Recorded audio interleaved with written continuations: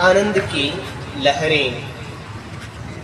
धन्य वही है जिसके जीवन का एक एक क्षण अपने प्रियतम परमात्मा की अनुकूलता में बीतता है, चाहे वह अनुकूलता संयोग में हो या वियोग में, स्वर्ग में हो या नरक में, मान में हो या अपमान में, मुक्ति में हो या बंधन में।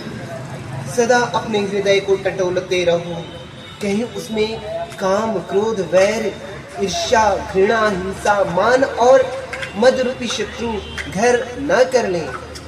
इनमें से जिस किसी को भी देखो तुरंत मार कर भगा दो, पर देखना बड़ी बारीक नजर से सचेत होकर वे चुपके से अंदर आकर छिप जाते हैं और मौका पाकर अपना विकराल रूप प्रकट करते हैं।